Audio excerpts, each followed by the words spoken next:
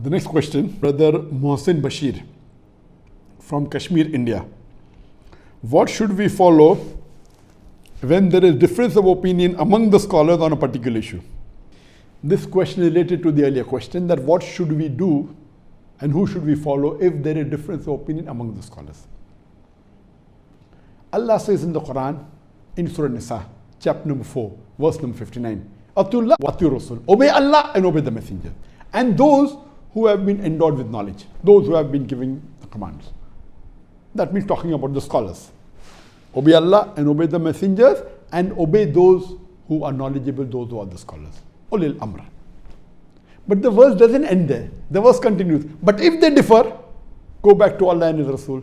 That means you have to follow Quran and follow Sahih Hadith and the scholars. But if the scholars differ, go back to Allah and His Rasul. All the scholars say you should pray 5 times. There's no need of going anywhere. Pray 5 times. All the scholars say they should fast during the month of Ramadan. No problem. All the scholars say you should give 2.5% zakat in most of the cases. Okay, follow that. When there is difference of opinion, and if scholars differ, the Quran says, go back to Allah and His Rasul. Now, when the scholars differ, what should a person do? For this, I would like to give an example. Depending upon which level do you belong to, your decision will be based on that. I remember when I was in school, when I was in the primary school, for us, for a child in the primary school, teacher is always right. Irrespective whether the teacher is knowledgeable or not, for the child going in primary school, for him or her, the teacher is the most knowledgeable in the world. And I remember in the primary school when my science teacher told something, and I told my father, my father, he was a medical doctor, he was a psychiatrist, he had done his post-graduation in medicine. And when there was a medical issue and I told my father said that, this is wrong. I was adamant, no, my teacher cannot be wrong. That time I was a kid, 7, 8 years old, not knowing that my father is a medical doctor. But for me, the teacher is always right. Similarly, when a child is in primary school, for him the teacher is always right. So for a person who has no knowledge of deen, or maybe is a beginner in deen, who is a revert, or maybe who has not studied at all, he may be an elderly person, but did not study deen at all. So I would consider him to be in the level of school level. So for him, he should catch one scholar, consider him to be teacher, and follow that is the safest. Whichever scholar he believes. But that is for a person who has limited or no knowledge of deen. Normally, the fuqahas, they divide the Muslim into 2 levels. One is the mujtahid, a scholar, and one is the non-mujtahid. I divide normally into 4 levels. There are different levels of division. I would count a person who has bare minimal knowledge of deen, bare minimal, or maybe a revert, or maybe he's elderly but no one taught him really about the deen. So I would call him a person who's in school, bare minimal, the lowest level in the Muslim. The highest level I would call as a scholar or a mujtahid. And today, in today's world, there are very few mujtahid, very few scholars, maybe a few hundred, very few. All the dais that you see giving talks and all, very few are really scholars, very few. The highest level is scholar, the lowest level is just a beginner. The second level from top, I would say, is a student of knowledge. So most of the du'ats are students of knowledge. For example, the person who has studied deen and spent years studying the usul of fiqh or the hadith or tafsir, you can call him a student of knowledge. Student of knowledge may differ.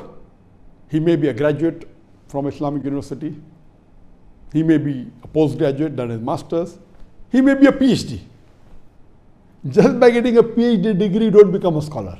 Can become, but chances are less. Scholar is a different category altogether. Allah has given him the sense of analysis, of understanding. He knows all the usuls and has the element of hujjah, etc. That's a different level. So scholars are very few in the world, maybe a few hundred now in the full world. So these are students of knowledge. In the students of knowledge, there are various categories: low level, medium, high, very high. PhD may be a very high level, but yet a student of knowledge. And a person may not have gone to university, but he might have spent months and years discussing with the top scholars and fuqahas. He may be more knowledgeable than a PhD.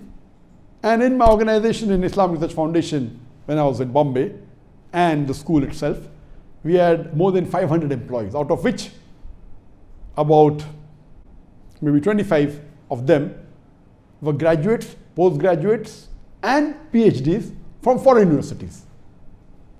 Mostly from Islamic University of Medina, some from Imam Muhammad bin Saud University, some from another university, maybe 25 of them, bachelors, postgraduates, and PhDs. Then we had another 30, 40 people who have passed from the Islamic universities in India. Some have done the IFTA, some have done the Alim course, some are Mufti, another 30. So totally we have about, 50, 60 people. All of them I call a student of knowledge. There were some who were in the research department who did not pass from any of the Islamic universities, but they spent years in doing research. For me, they were more valuable than the masters and the PhDs amongst my staff.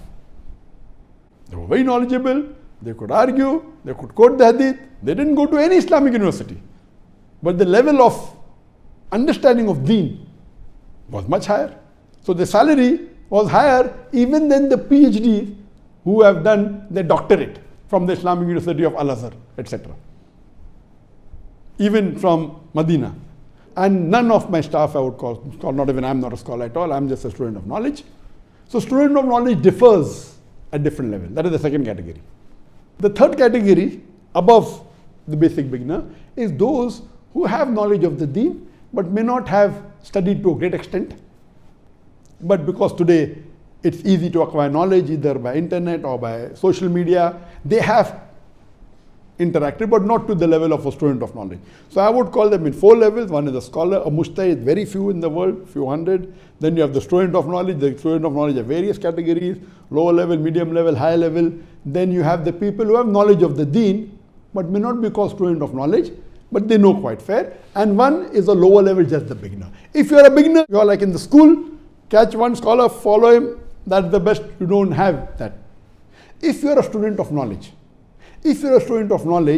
and if the scholars differ, they have to analyze, go back to Allah and Rasul, go back to the evidence given by these scholars. So if 2 scholars differ, the student of knowledge will actually check that what is the evidence given by scholar A and what is the evidence given by scholar B. He himself may not be a scholar, but he has the basic knowledge of at least analyzing the evidence. And no da'i, unless he is a scholar, should give a fatwa.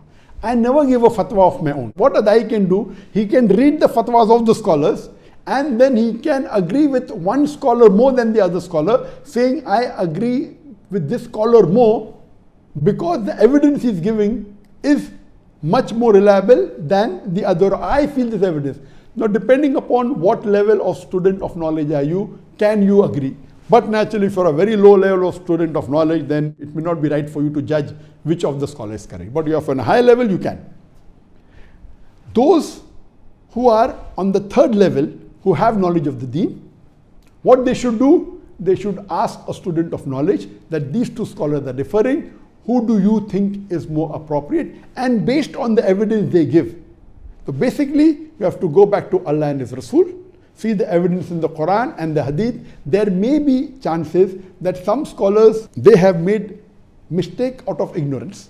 They were uninformed. Some said because of difference of opinion, various things. So if you analyze and then make a decision, so if you are a student of knowledge, you can analyze the evidence given by the scholar, then decide which scholar is correct. If you are the third category, you can ask a student of knowledge or ask a scholar, a third scholar, which of the 2 evidence is more appropriate, and hear their reasoning, and based on that you can decide. If you are the 4th level, just hardly knowing the level of deen, you catch one scholar, follow him blindly, there's no other option. But naturally, he should not be a fake scholar. He should be a scholar by its true sense. And if you do that, you have no other option because your knowledge is very low. in the deen. These are the options we have, but as the Quran says, go back to Allah and Rasul. We have run out of time. That was the last question that I could answer. Just to give information, inshallah, that there will be a program next Saturday, but it will be only Ask Farik. Till then, we meet inshallah. Assalamu alaikum wa rahmatullahi wa barakatuh. Wa akhiru da'wan alhamdulillah rabbil alameen.